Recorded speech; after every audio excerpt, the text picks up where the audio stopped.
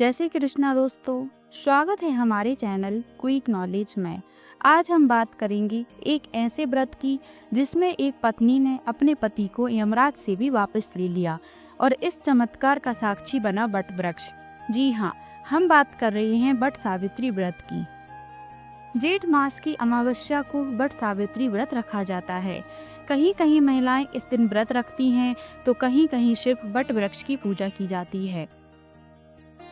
कहा जाता है कि जिस तरह वट वृक्ष को अमरता और दीर्घायु का प्रतीक माना जाता है, उसी तरह उनकी पति की आयु भी लंबी होती है।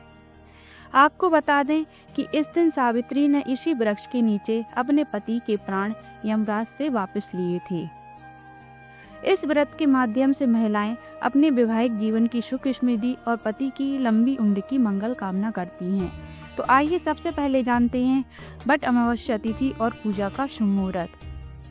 पंचांग के अनुसार जेठ माह की अमावस्या तिथि 26 मई को 12:11 से शुरू होगी और अगले दिन यानी 27 मई को सुबह 8:31 पर समाप्त होगी। ऐसे में 26 मई को वट सावित्री व्रत किया जाएगा। इसी दिन सोमती अमावस्या भी मनाई जाएगी। शुभ मुहूर्त। वट सावित्री व्रत पर पूजा के लिए 3 शुभ मुहूर्त हैं।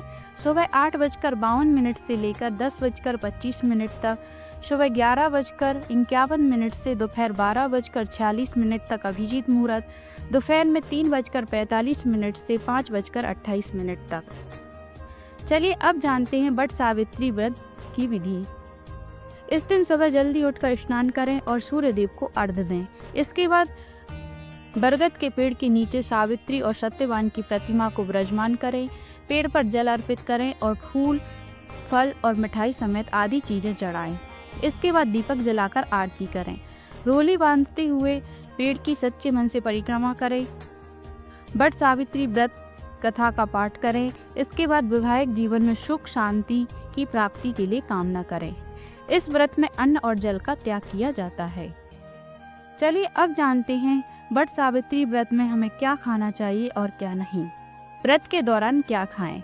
वट सावित्री व्रत में आप सेब का सेवन कर सकते हैं। इसके अलावा केला, आम, अंगूर भी खा सकते हैं। यह आपको ऊर्जा प्रदान करते हैं। व्रत में आप काजू, किशमिश, अखरोट व बादाम भी खा सकते हैं। ये सभी शरीर को पोषण देते हैं। आप इनका सेवन साबूदाना की खीर बनाकर भी कर सकते हैं। इस दौरान नारियल पानी पीने से शरीर में पानी की कमी महसूस नहीं होती है और ऊर्जा भी बनी रहती है। वट सावित्री व्रत में आप दही, शहद, साबूदाना के साथ क्षमा के चावल भी खा सकते हैं। आमतौर पर व्रत में इनका सेवन किया जाता है। आप मिठाई और हलवा भी खा सकते हैं। वट सावित्री व्रत में क्या ना खाएं? वट सावित्री व्रत में अक्सर कुछ चीज़ों का सेवन नहीं करना चाहिए, अन्यथा आपका व्रत खंडित हो सकता है। इसलिए आप गेहूं, चावल और दाल को खाने से बचें। आप उपवास के दौरान किसी भी तरह का मसालेदार भोजन ना करें। इस दिन प्याज, लहसुन खाने के साथ साथ इसका घर में भी उपयोग ना करें। व्रत में आप बाहर की चीज़ों को ना खाएं क्योंकि इनमें सामान्य नमक हो सकता है। वट सावित्री व्रत पूजा पाठ व आस्था का पर्व है, इसलिए भूलकर भी मांसाहारी भोजन नहीं करना चाहिए। चलिए अब जानते हैं वट सावित्री व्रत पर आप कौन से खास उपाय कर सकते हैं। एक बरगद का पौधा जरूर लगवाएं। बरगद का पौधा लगाने से पारिवारिक और आर्थिक समस्या नहीं होगी। निर्धन सौभाग्यवती महिला को सुहाग की सामग्री का दान करें। बरगद की जड़ को पीले कपड़े में लपेटकर अपने पास रखें। तांबे के बर्तन में जल भरकर वट वृक्ष में अर्पित करें। वट सावित्री व्रत के दिन तांबे के बर्तन में जल भरकर उसे वट वृक्ष में अर्पित करने से आर्थिक संकट दूर होते हैं। यह उपाय विशेष रूप से घर के वित्तीय मामलों को सुलझाने में मदद करता है। जल में कुछ चुटकी काले तिल डालकर वट वृक्ष में अर्पित करना और प्रार्थना करना चाहिए कि घर में सुख शांति और स्मृति बनी रहे।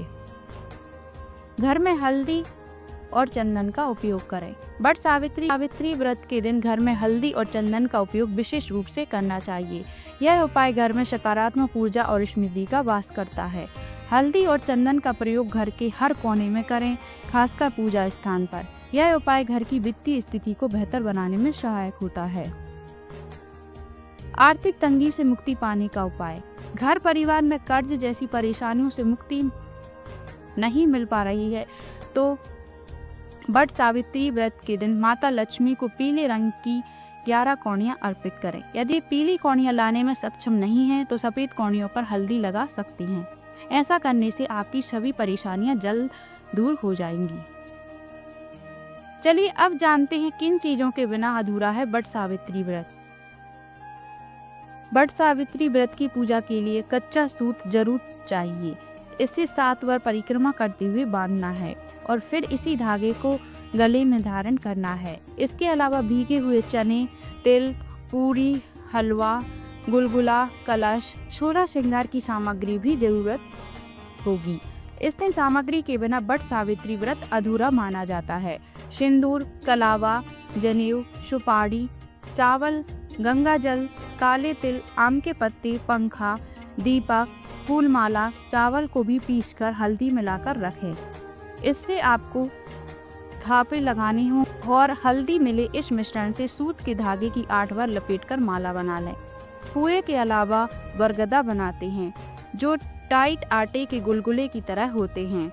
सास के लिए बायने, पूरी और साड़ी और सुहाग का सामान और पैसे अलग से निकाल कर रख लें। सबसे पहले चौक पूछकर एक पौधे में वट के पेड़ की एक टहनी लेकर इसमें लगाकर इससे पूजा कर सकती हैं। इसी को वट वृक्ष मानकर इसकी पूजा करनी चाहिए। भगवान को अर्पित करने के लिए खरबूजा या आम मौसमी फल चाहिए होंगे। चलिए अब जानते हैं वट वृक्ष की पूजा का महत्व क्या है। पौराणिक कथाओं के अनुसार सावित्री ने वट वृक्ष के नीचे बैठकर कठिन तपस्या से अपने पति सत्यवान को यमराज से पुनः जीवन दान दिलवाया था। तभी से इस वृक्ष की पूजा करने की परंपरा चली आ रही है। व्रत तभी पूर्ण माना जाता है जब इस वृक्ष की पूजा विधि पूर्वक की जाए। वट सावित्री व्रत सिर्फ पूजा नहीं, यह एक प्रेम, आस्था और समर्पण का पर्व है। इस व्रत से न केवल पति की आयु लंबी होती है बल्कि जीवन में सुख, शांति और समृद्धि का वास होता है। आप सभी को वट सावित्री व्रत की हार्दिक शुभकामनाएं। अगर आपको वीडियो पसंद आया हो तो लाइक, शेयर और सब्सक्राइब जरूर करें और कमेंट में लिखें सावित्री जैसा समर्पण। आशा करते हैं दोस्तों आपको हमारी जानकारी पसंद आई होगी। धन्यवाद।